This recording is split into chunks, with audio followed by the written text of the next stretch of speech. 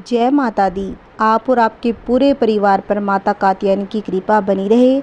आप सभी की मनोकामनाएं पूर्ण हो। आज चैत्र माह की षष्ठी तिथि है। आज का दिन शीलवान, धन, वैभव और सुहाग देने वाली ब्रजमंडल की अधिराष्ट्रीय माँ कात्यायनी को समर्पित है। नवरात्रि के छठे दिन भक्ति भाव से पूरी श्रद्धा के साथ माता कात्यायनी की कथा श्रवण करते हैं। उनके जीवन में आ रही सभी बाधाएं दूर हो जाती हैं और मन चाहे जीवन साथी मिलने का वरदान प्राप्त होता है। कहा जाता है कि द्वापर युग में गोपियों ने श्री कृष्ण को पति के रूप में पाने के लिए माता कात्यायनी की पूजा की थी। माँ कात्यायनी महर्षि कात्यायन की पुत्र के रूप में मानी जाती है। आइए भक्तों, आज की कथा सुनते हैं। या देवी सर्वभूतेषु माँ कात्यायनी रूपेण संस्थिता, नमस्तस्यै नमस्तस्यै नमस्तस्यै नमो नमः। एक कथा के अनुसार कत नामक एक प्रसिद्ध महर्षि थे। उनके पुत्र ऋषि कात्य हुए। इन्हीं कात्य के गोत्र में विश्व प्रसिद्ध महर्षि कात्यायन उत्पन्न हुए थे। इन्होंने माता भगवती की उपासना करते हुए बहुत वर्षों तक बड़ी कठिन तपस्या की थी। उनकी इच्छा थी माँ भगवती उनके घर पुत्री के रूप में जन्म ले। माँ भगवती ने उनकी यह प्रार्थना स्वीकार कर ली। कुछ समय बाद जब दानव महिषासुर का अत्याचार पृथ्वी पर बढ़ गया, उसके अत्याचारों से पृथ्वीवासी और देवता बहुत ही दुखी हो गए।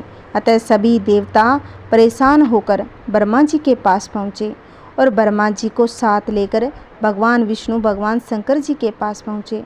देवताओं की बात सुनकर महिषासुर के अत्याचार की जानकारी प्राप्त करने पर भगवान विष्णु भगवान शिव क्रोधित हो गए। क्रोध में उनकी भौहें तन गई और आंखें क्रोध से लाल हो गई। गुस्से में भरे हुए भगवान विष्णु के मुख से एक बड़ा भारी तेज उत्पन्न हुआ। उसी तरह का तेज भगवान शिव जी, ब्रह्मा जी, इंद्र आदि देवताओं के मुख से भी प्रकट हुआ। वो सभी तेज पुंज एक जगह इकट्ठा होकर एक बड़े तेज पुंज में बदल गया। उस तेज पुंज ने ऋषि कात्यायन के घर पुत्री के रूप में जन्म लिया। महर्षि कात्यायन ने सर्वप्रथम इनकी पूजा की। इसी कारण से यह कात्यायनी देवी कहलाई। माता कात्यायनी देवी को देखकर महिषासुर से पीड़ित सभी देवताओं की प्रसन्नता का ठिकाना न रहा। भगवान शिव ने अपने शस्त्र त्रिशूल और भगवान विष्णु ने चक्र और वरुण ने शंख, अग्नि ने शक्ति, इस तरह सभी देवताओं ने देवी को अपने शस्त्र और शक्ति प्रदान की। हिमालय ने देवी को सिंह प्रदान किया, जो कि देवी कात्यायनी की सवारी है। कात्यायनी देवी ने उच्च स्वर से गर्जना करके समस्त भूमंडल और आकाश से गुंजा दिया और देवी के अट्ठाएस से पृथ्वी कांपने लगी।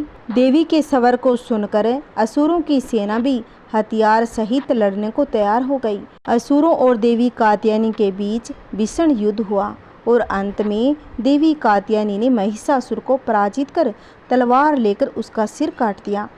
महिषासुर का वध करने के कारण कात्यायनी देवी का एक नाम महिषासुरमर्दिनी भी है। माता दानव और पापियों का नाश कर भक्तों की रक्षा करती है। माँ कात्यायनी का स्वरूप अत्यंत चमकीला और भास्वर है। इनकी 4 भुजाएं हैं। माता जी के दाहिनी तरफ का ऊपर वाला हाथ अभय मुद्रा में और नीचे वाला वर मुद्रा में है। बाईं तरफ के ऊपर वाले हाथ में तलवार और नीचे वाले हाथ में कमल पुष्प सुशोभित है। इनका सिंह वाहन है। माँ कात्यायनी की भक्ति और उपासना द्वारा मनुष्य को बड़ी सरलता से धर्म, कर्म, मोक्ष और काम चारों फलों की प्राप्ति होती है। इसीलिए भक्तों को पूरी श्रद्धा के साथ इनकी पूजा करनी चाहिए। एक बार जयकारा शेरा वाली का। जय माता दी। आइए भक्तों, अब एक और कथा सुनते हैं माता कन्याकुमारी की। शिव पुराण में लिखी एक बहुत ही प्रसिद्ध कथा के अनुसार बाणासुरन नामक के एक असुर ने देवताओं को अपने कुकर्मों से पीड़ित कर रखा था। सभी देवता इस असुर से मुक्ति पाना चाहते थे, लेकिन कोई भी इसे मार नहीं पा रहा था, क्योंकि इस असुर को भगवान शिव की ओर से वरदान था कि उसकी मृत्यु केवल एक कुंवारी कन्या के हाथों से होगी। यह वरदान उसे भगवान शिव की कड़ी तपस्या के बाद मिला था।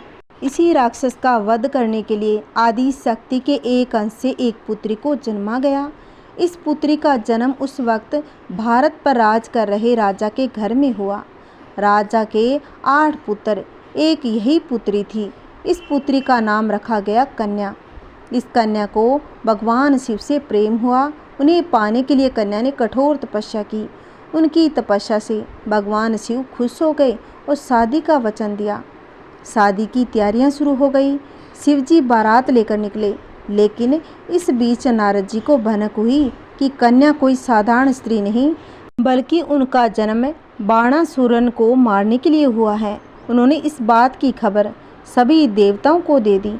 भगवान शिव की कैलाश से आधी रात को बारात निकली ताकि सुबह सही मुहूर्त पर दक्षिणी छोर पर पहुंच पाए। यहाँ सभी देवताओं ने मिलकर इस शादी को रोकने की योजना बनाई। बारात सुबह कन्या के द्वार पे पहुंचती इससे पहले ही छल करके देवताओं ने रात के अंधेरे में ही मुर्गे की आवाज़ में बांग लगा दी। ऐसे में भगवान शिव को लगा कि वो सही मुहूर्त पर कन्या के घर नहीं पहुंच पाए और उन्होंने बारात कैलाश की ओर लौटा दी। वहीं असुर बाणासुरन को कन्या की सुंदरता के बारे में खबर हुई। शादी का प्रस्ताव भेजा।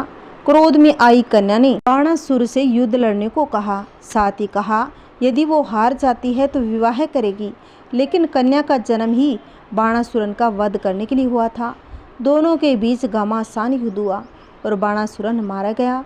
वही कन्या हमेशा के लिए कुंवारी रह गई। कथा के अनुसार इसी दक्षिणी छोर का नाम कन्याकुमारी पड़ा। ये भक्तों, अब हम सुनेंगे माँ को शेरा वाली जानिए और शेर पर सवारी की कहानी। माँ दुर्गा के अनेक नाम हैं। शेर पर सवारी होने वाले के कारण माँ अम्बे की शेरा वाली कहते हैं, लेकिन माँ दुर्गा को शेरा वाली के नाम से पुकारने के पीछे एक कथा प्रचलित है। भगवान शिव को अपने पति के रूप में पाने के लिए माँ पार्वती ने हजारों वर्षों तक तपस्या की थी। इस तपस्या का तेज इतना अधिक था कि माँ पार्वती का गोरा रंग सांवला पड़ गया था। लेकिन तपस्या सफल हुई और माँ पार्वती को भगवान शिव पति के रूप में प्राप्त हो गए। एक बार शाम के समय माँ पार्वती और भगवान शिव कैलाश पर्वत पर बैठे हुए थे। भगवान शिव ने हास्य बोध में माँ पार्वती के रंग को देखा, उन्हें काली कहकर पुकारा। ये शब्द माता को अच्छे नहीं लगे और वे तुरंत कैलाश पर्वत छोड़ वन में अपने गोरे रंग को फिर पाने के लिए घोर तपस्या करने लग गई। जब वे वन में तपस्या कर रही थी, तभी एक भूखा शेर माँ को खाने के उद्देश्य से वहाँ पहुँचा, लेकिन वह शेर चुपचाप वहाँ बैठकर तपस्या कर रही माता को देखता रहा। माता की तपस्या में सालों बीत गए। माँ पार्वती के साथ शेर वहीं बैठा रहा। जब माता पार्वती की इस तपस्या को खत्म करने पर माँ भगवान शिव पहुँचे, उन्हें फिर गोरा होने का वरदान दिया। तब माँ पार्वती गंगा स्नान के लिए चली गई। स्नान के लिए गई माँ पार्वती के शरीर से एक और काले रंग की देवी वहाँ प्रकट हो गई। वह काली देवी से निकलते ही माता पार्वती एक बार फिर गोरी हो गई। इस काले रंग की माता का नाम कौशिकी पड़ा।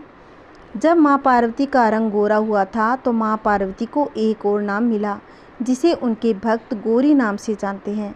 जब माँ पार्वती वापस अपने स्थान पर पहुंची तो शेर को वहीं बैठा पाया। इस बात से प्रसन्न होकर माँ गौरी ने उस शेर को अपना वाहन बना लिया और वे शेर पर सवारी हो गई। यही कारण है कि माँ दुर्गा को शेरा वाली कहा जाता है। बोलिए सांचे दरबार की जय, बोलिए शेरा वाली माता की जय। जय माता दी। आइए भक्तों, अब हम सुनेंगे दुर्गा सप्तशती का अध्याय 12। आपने अभी तक पहले के महात्म्य नहीं सुने हैं तो मेरे चैनल पर अपलोडेड आप सुन सकते हैं। एक बार बोलिए जय माता दी। 12वें अध्याय में देवी चरित्रों के पाठ का महत्व है। देवी बोली, हे देवताओं, जो पुरुष इन स्तोत्रों द्वारा एकाग्रचित होकर मेरी स्तुति करेगा, उसके संपूर्ण कष्टों को निसंदेह हर लूंगी। मधु केटप के नाश और महिषासुर के वध और शुंभ तथा निशुंभ के वध की जो मनुष्य कथा कहेंगे, मेरे महात्म्य को अष्टमी, चतुर्दशी व नवमी के दिन एकाग्रचित से भक्ति पूर्वक सुनेंगे, उनको कभी कोई पाप न रहेगा। पाप से उत्पन्न हुई विपत्ति भी उनको नहीं सताएगी। उनके घर में दरिद्रता नहीं होगी, न उनके परिवारजनों का बिछोह होगा। उनको किसी प्रकार का कोई भय नहीं होगा। इसीलिए प्रत्येक मनुष्य को भक्ति पूर्वक मेरे इस कल्याणकारक महात्म्य को सदा पढ़ना और सुनना चाहिए। मेरा यह महात्म्य महामारी से उत्पन्न हुई संपूर्ण उपद्रवों को एवं 3 प्रकार के उत्पातों को शांत कर देता है।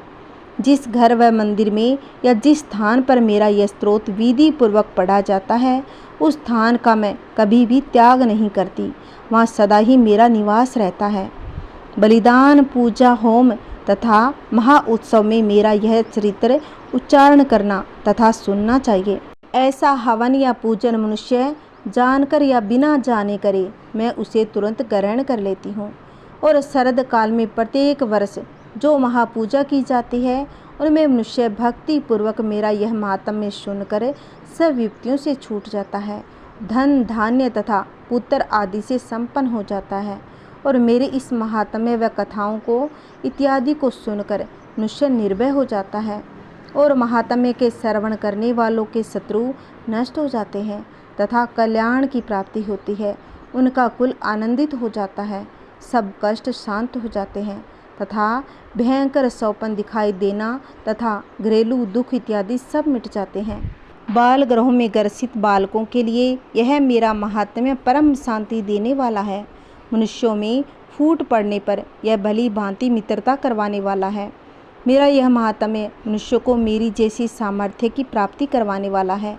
पशु, पुष्प, अर्घ्य, धूप, गंध इत्यादि और सामग्रियों द्वारा पूजन करने से, ब्राह्मण को भोजन करा के, हवन करके, प्रतिदिन अभिषेक करके, अनेक प्रकार के भोगों को अर्पण करके और प्रत्येक वर्ष दान इत्यादि करके जो मेरी आराधना की जाती है, उससे मैं जैसी प्रसन्न हो जाती हूँ, वैसी प्रसन्न मैं इस चरित्र के सुनने से हो जाती हूँ।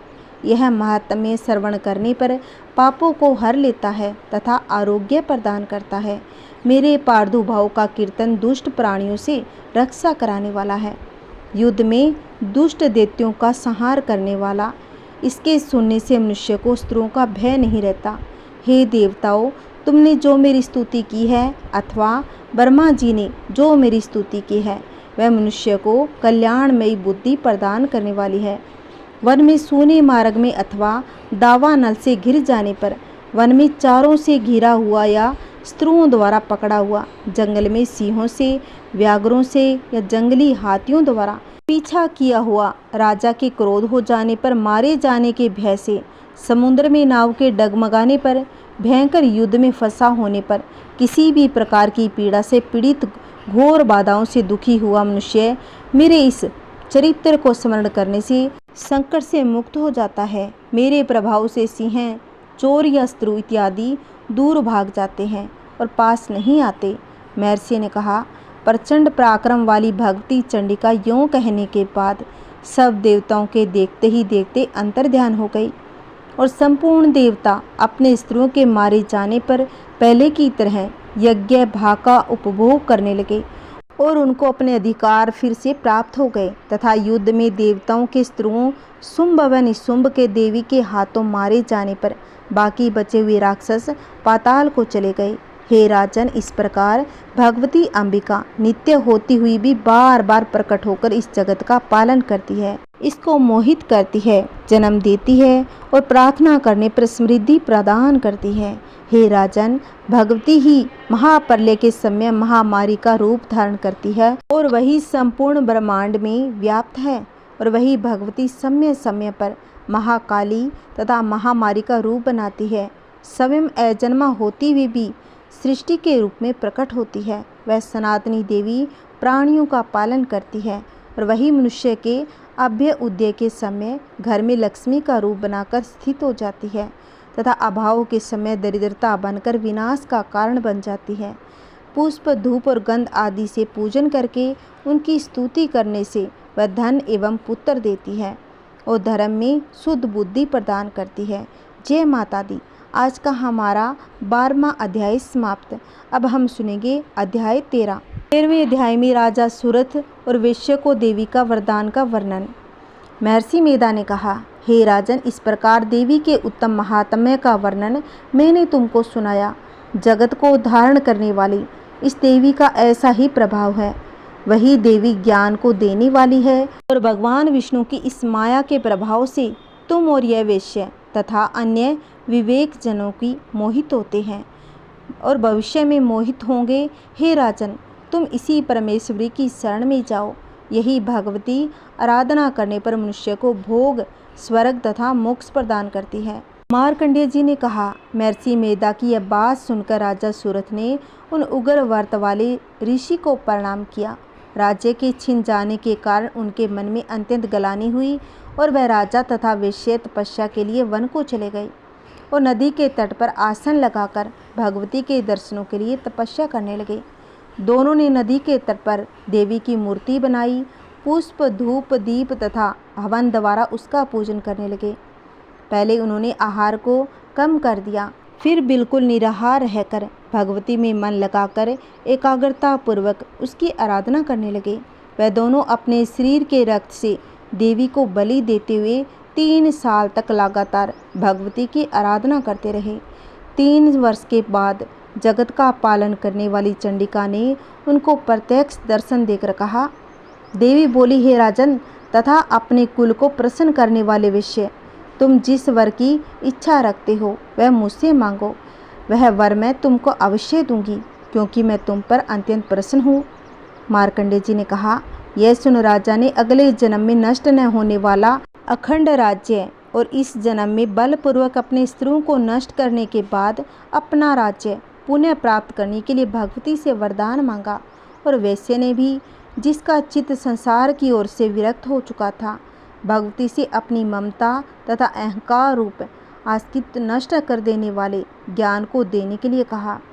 देवी ने कहा, हे राजन, तुम शीघ्र ही अपने स्त्रियों को मारकर पुनः अपना राज्य प्राप्त कर लोगे। तुम्हारा राज्य शिथिल रहने वाला होगा। फिर मृत्यु के बाद आप सूर्य देव के अंश से जन्म लेकर सावणिक मनु के नाम से इस पृथ्वी पर ख्याति प्राप्त करोगे। हे वैश्य कुल में श्रेष्ठ, आपने जो मुझसे वरदान मांगा वह आपको देती हूँ। आपको मोक्ष को देने वाले ज्ञान की प्राप्ति होगी। मार्कंडेय जी ने कहा, इस प्रकार उन दोनों को मनवांछित वर प्रदान कर तथा उनसे अपनी स्तुति सुनकर भगवती अंतर्ध्यान हो गई। इस प्रकार स्त्रियों में श्रेष्ठ व राजा सूरत भगवान सूर्य देव से जन्म लेकर इस पृथ्वी पर सावणिक मनु के नाम से विख्यात हुए। श्री दुर्गा सप्तशती का अध्याय समाप्त। मैंने हमारे चैनल पर दुर्गा सप्तशती के सभी अध्याय सुना दिए हैं। अगर आपने अभी तक नहीं सुने हैं तो मेरे चैनल पर अपलोडेड आप सुन सकते हैं। जय माता दी। मेरी आपको कथाएं अच्छी लगी होगी तो प्लीज़ इसको शेयर करें, लाइक करें। अगर आपने अभी तक मेरे चैनल को सब्सक्राइब नहीं कर रखा है तो प्लीज़ कर लीजिए, इससे आपको वीडियो की नोटिफिकेशन मिलती रहेगी। जय माता रानी की। माता रानी आप सभी की सभी मनोकामनाएं पूर्ण करे। माता रानी आप और आपके पूरे परिवार पर आशीर्वाद बनाए रखे। जय माता दी। बोलिए सांचे दरबार की जय हो।